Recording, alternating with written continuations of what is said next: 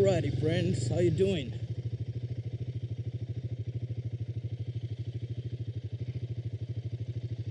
Okay, so we're gonna help Bablu G with this buffalo.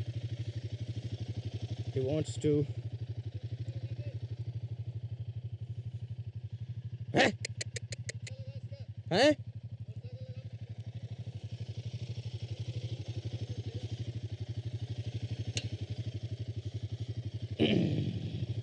Alright, so we're gonna have one bull after another. ठीक है बबलू जी ठीक हाँ?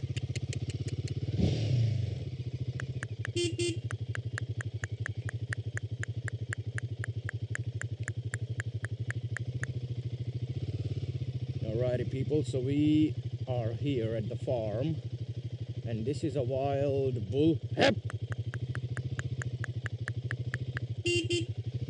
And we have this task to push him.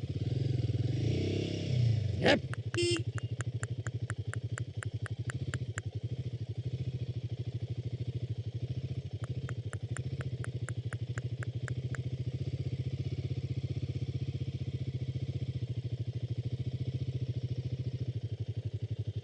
Wildlife, village life.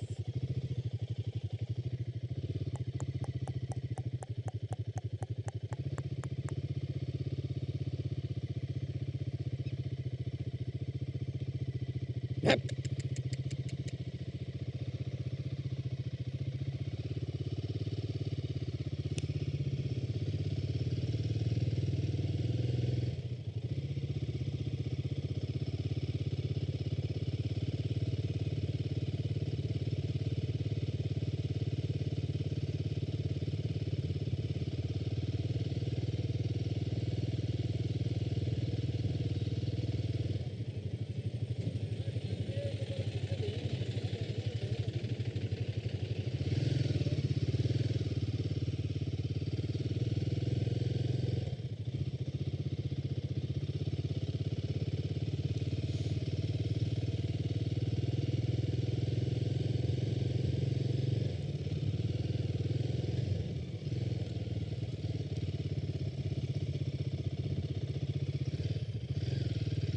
That it's a horse.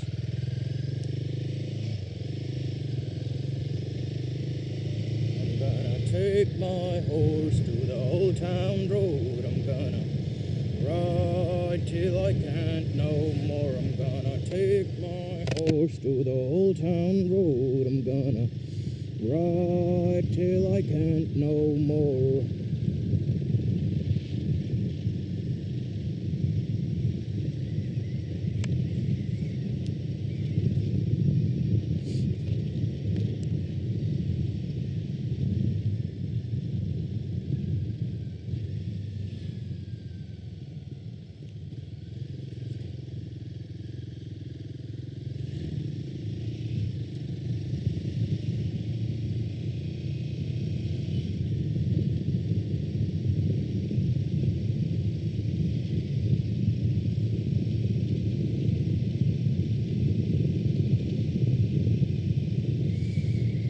Alrighty friends, how you doing? Look at this, out at the countryside.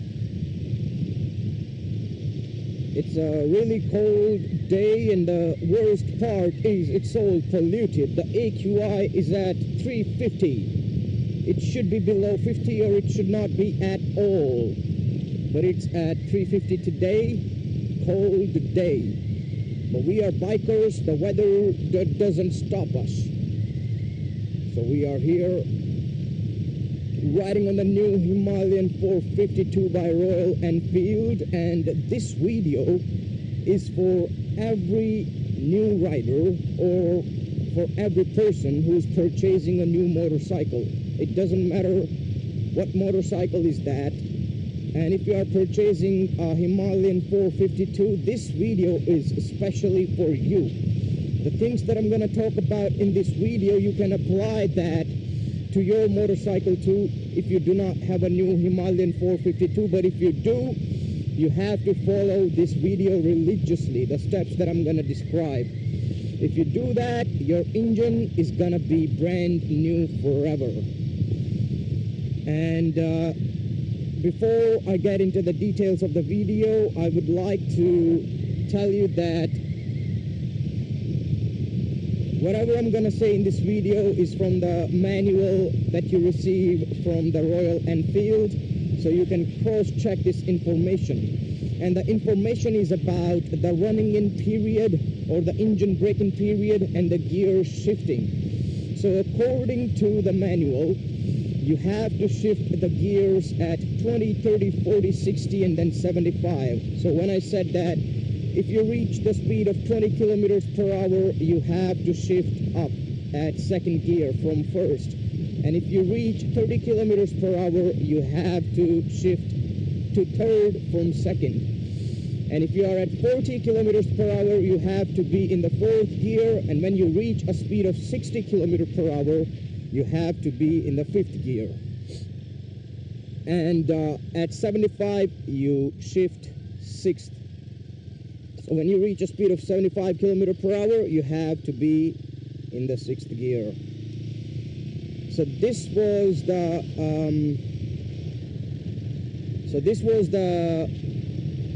gear upshifting detail. So 20, 30, 40, 60, and 75. And when you have to downshift, you have to go from 70 to 55 to 35 to 25 and then 18. So we are in the fourth gear right now. Let me demonstrate what do I mean by all these. So we are in the fourth gear. And when you have to go in the fifth gear, you have to reach a speed of 60 kilometers per hour. There you go, you accelerate, you reach 60, and then you upshift. And now we are in the fifth gear, and you have to accelerate until you reach 75, and then you go boom, sixth gear. And in sixth gear, if you have a brand new motorcycle, you have to stay below 80 kilometers per hour or 4,000 RPM. So that's 4,000 RPM. And if you accelerate and you see the speed is going to be at 80, and that's max RPM that you can go up until 500 kilometers. And once you're done with your 500 kilometers, and after your first service, you can exceed to 6,000 RPM. But no more than that until you reach 2,000 kilometers. So at 2,000 kilometers, your engine gonna be perfectly fed in the way that you drive, and then you can drive your motorcycle the way that you want. You don't have to be careful with the upshifting or the downshifting. But if you are in that running in period or the engine braking period, you have to make sure that you are following the 4,000 RPM before 500 kilometers and 6,000 RPM before 200 kilometers. Sorry, 2,000 kilometers. So my motorcycle is ridden 241 kilometers. Hang on.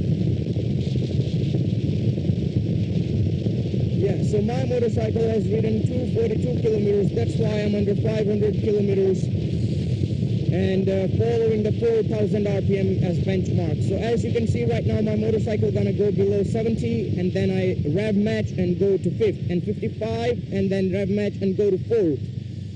That's the way you shift your gears on your brand new Himalayan. And if you have any other motorcycle, any other brand new motorcycle, when you get the manual, make sure you read it. They should be giving you the upshift and the downshift information. You see, I'm in the second, and now I'm in the first. So rev matching is a really nice technique that I'll go in detail in some another video, because it's in itself is a really detailed topic to discuss. So okay, let's upshift. 33, you go 40, you forward. You see that? If you're keeping an eye on the console here, I'm gonna go 60 and upshift.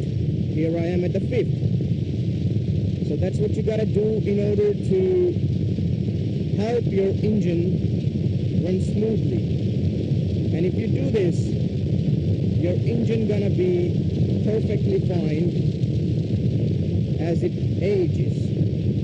So there's a lot of controversy out there. People say that, oh, you have to, rev it way hard when you buy it. Like the new engine, you have to rev it so hard so that you don't baby the engine. Well, we are not racers out here. We are everyday average human who love their motorcycles, and we don't race. We just need something that stays with us for a long time. So 20 years, 25 years. And if you need your engine to stay with you for 25 years, 20 years, you have to follow the running in and the engine braking process. And that's how you do it. If you do not follow the process,